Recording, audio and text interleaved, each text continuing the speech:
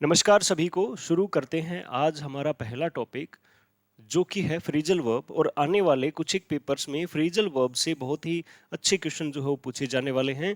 जी हाँ, यहाँ से अगर क्वेश्चन पूछे जाते हैं और आपके क्वेश्चन यहाँ से सही हो जाते हैं तो आपकी सफलता के चांसेस जो है वो बढ़ जाते हैं। इसमें कोई जो है वो दो राय नहीं है।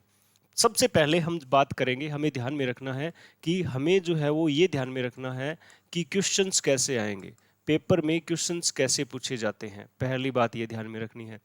दूसरी बात, अगर इन क्वेश्चंस को करना है तो क्वेश्चन को करने के लिए फ्रेजल वर्ब को जो है वो लर्न कैसे करें, याद कैसे करें। दूसरा ये सवाल हमारे सामने उठ के आता है। तीसरा, अगर हम याद भी कर लेते हैं तो कुछ एक स्टूडेंट्स इस तीसरे स्टेप में जो है वो क्या कर लेते हैं, परेशानी फील करते हैं कि उसको अपने जो है वो लर्न नॉलेज जो होता है उसको कैसे अप्लाई करें, कैसे हम अप्लाई करें। ये तीन बातें जो है वो साधारणतः हर एक विद्यार्थी के एग्जाम में बैठते समय या फिर एग्जाम की प्रिपरेशन करते समय ये तीन बातें जो है वो पूछी जाती है इस टॉपिक से रिलेटेड। जी हाँ, यहाँ से हम ये ध्यान में रखेंगे कि सबसे पहले देखिए कि क्वेश्चन कैसे पूछे जाते हैं।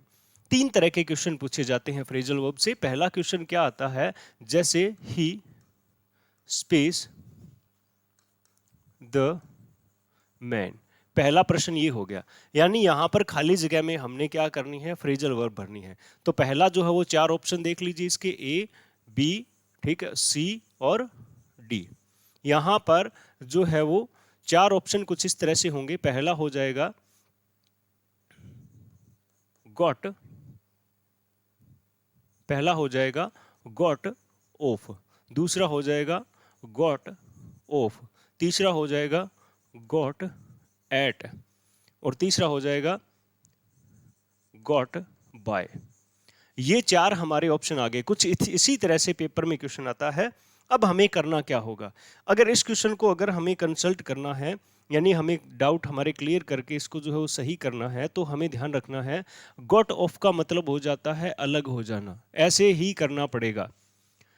जो भी चार ऑप्शन आते हैं उनका हिंदी रूपांतरण जो है वो आप कर लेंगे। गॉट ऑफ का मतलब हो जाता है अलग होना, जैसे गॉट ऑफ द बस का मतलब हो जाता है बस से उतर जाना, got off the cycle, cycle से उतर जाना, इस तरह से। ठीक है, गॉट ऑफ ये जो है वो एक जो है वो अलग अलग परिस्थितियों में यूज होता है।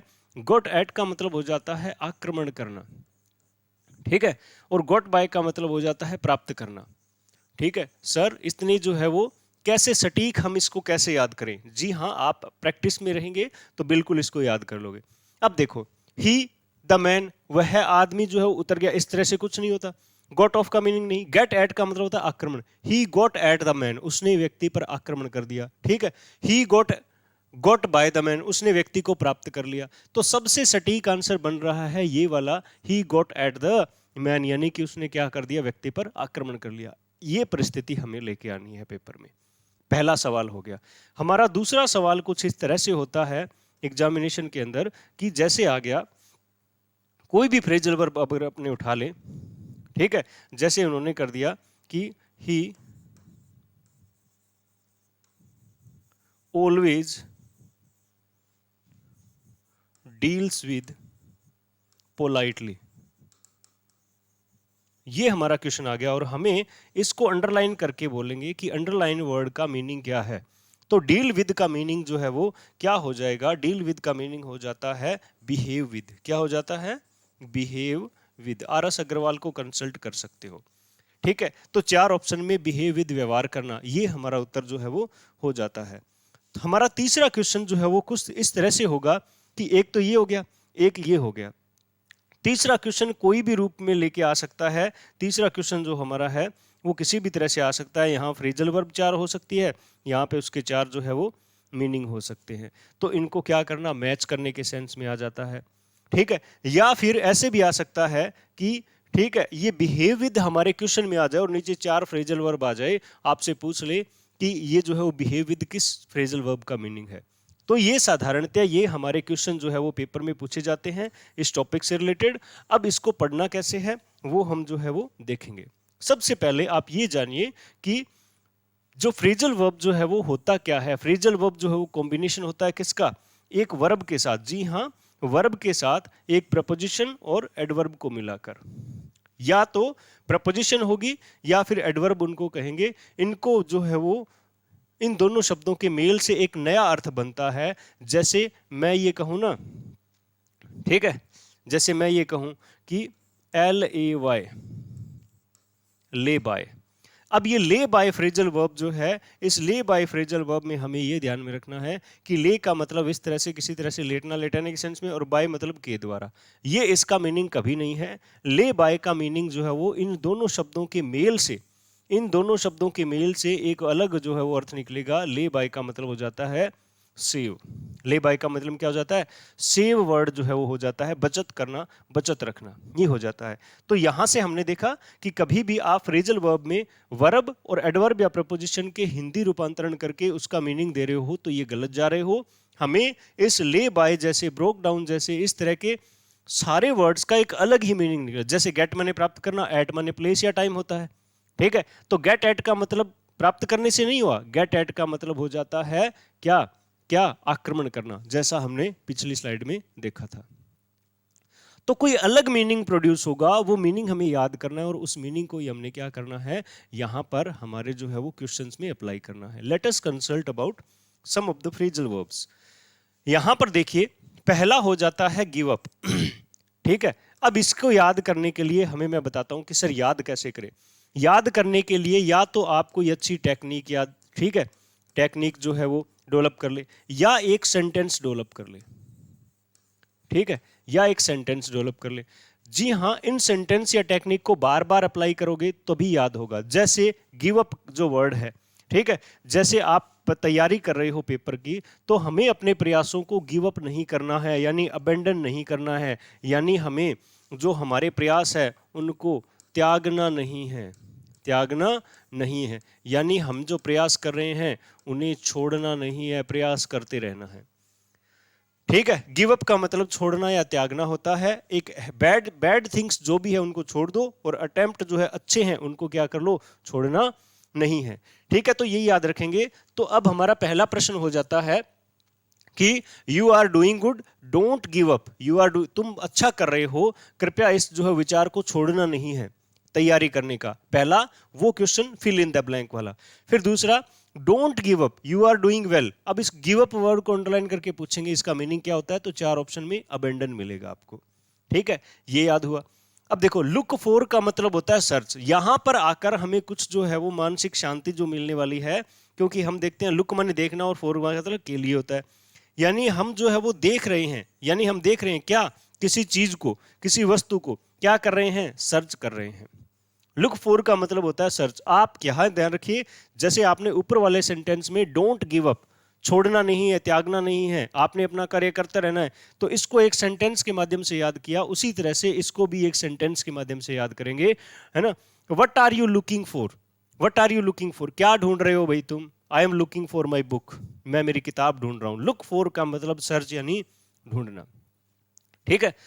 तीसरी फ्रेजल वर्ब जो है वो है लुक आफ्टर। लुक माने देखना और आफ्टर माने बाद में। अब किसके बाद में, ठीक है, किसके बाद में, किसके बाद में, जब हम जो है वो चले जाएं। ठीक, गांव देहात के अंदर क्या होता है, जब किसी कार्य के लिए बाहर जाना होता है तो अपने घर परिवार जो है वो घर को जो संभालना छोड़ के जाते हैं कि हम जाके आ रहे हैं, आप हमारे घर को लुक आफ्टर करना, यानी टेक केयर करना, यानी ध्यान रखना।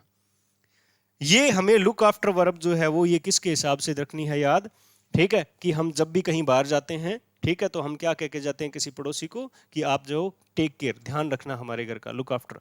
Carry on, carry on, carry on, एक गाना आया था उससे याद करेंगे, ठीक है। कैरी ऑन का मतलब होता है कंटिन्यू, लगातार किसी कार्य को करते रहना। यहां पर मैंने अभी तक जो है वो साधारण बातें बताई है, हमने ये करना है, ये एग्जाम्पल्स है, सम ऑफ द एग्जाम्पल्स है किसके, फ्रेजल वर्ब के, जिनको आप देख के आप याद करोगे। अब देखो, give up, don't give up, इस याद रखेंगे, ठीक है। What are you looking for, क्या ढूंढ रहे हो, ढूंढना सर्च होता है, ठीक है। I am going outside, please look after my house, मेरे घर का ध्यान रखना। एक एक सेंटेंस याद कर लो। कैरी ऑन का मतलब वो पता ही है, पंजाबी गाना आया था एक। उसके बाद देखिए, हम बात करते हैं इस फ्रेजल वर्ब की, ठीक है, इसकी बात करते हैं हम, किसकी, है ना, हाँ जी, हम बात करते हैं इस फ्रेजल वर्ब की जो कि है कट, ठीक है, कट। अब कट का मीनिंग हो जाता है काटना। क्या मीनिंग हो जाता है, काटना, ठीक है, कट मतलब काटना। कट डाउन, अगर कट के साथ ये डाउन शब्द मिल जाता है, कट के साथ क्या मिल जाए, ये डाउन शब्द अगर हमें मिल जाता है तो हम क्या देखेंगे कि डाउन का मतलब जो है वो कुछ अलग ही निकलेगा। कट माने काटना, डाउन माने नीचे, यानी कोई भी चीज है उसको नीचे से काट दो, नहीं। कट डाउन का मतलब होता है रिड्यूस इन साइज, साइज में रिड्यूस होना या फिर अमाउंट जो है वो रिड्यूस कर देना। ठीक है, अब ये ध्यान में रखें, हमेशा इस पेंसिल को याद रखेंगे। ठीक है, इस पेंसिल को क्या करेंगे, हम जब लिखना शुरू करते हैं तो घिस जाती है, उसके बाद हम इसको छीलते हैं, दोबारा शार्प करते हैं इसको, तो हम काटते काटते क्या आ रहे हैं, डाउन आ रहे हैं। कट करते करते क्या आ रहे हैं, डाउन आ रहे हैं। और काटते काटते जैसे ही डाउन आ गए, इसका साइज क्या हो गया, रिड्यूस हो गया। ऐसे याद रखेंगे, कोई भी चीज है उसको काटते काटते हम जो है डाउन आ रहे हैं, धीरे धीरे डाउन आ रहे हैं, इसका मतलब इसका साइज क्या हो रहा है, तो कट डाउन, रिड्यूस करना। देखिए जरा, है ना, the passage is too long, the passage is too long, ये पैसेज बहुत लंबा है, could you please cut it down, क्या इसको शॉर्ट करोगे थोड़ा। ठीक है, could you please cut it down, है ना, इसको शॉर्ट कर दो, इसका साइज जो है वो रिड्यूस कर दो। याद रखेंगे, you must cut down your expense, अपनी खर्चे जो है, एक्सपेंस को जो आप क्या करो, कट डाउन, यानी अपने खर्चों को कम करो। यानी जब जब हम कट डाउन की बात करेंगे तो कट माने काटना, और काटते काटते क्या है, नीचे आना। इस पेंसिल से आप जो है वो इस फ्रेजल वर्ब को याद करोगे, ध्यान रखना।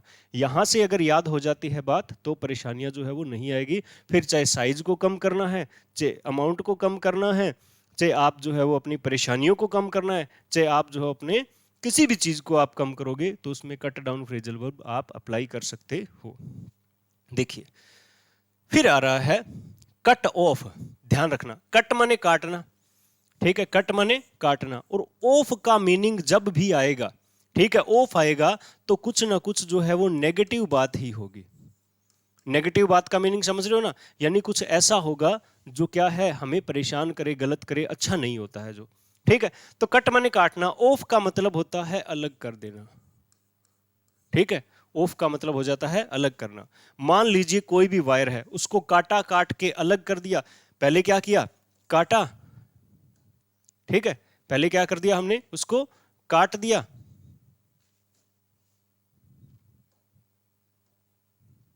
हाँ जी, पहले हमने उसको क्या कर दिया, कट कर दिया, और दूसरी बार हमने उसको क्या कर दिया, अलग कर दिया, तो वो वायर क्या हो गई, डिस्कनेक्ट हो गई।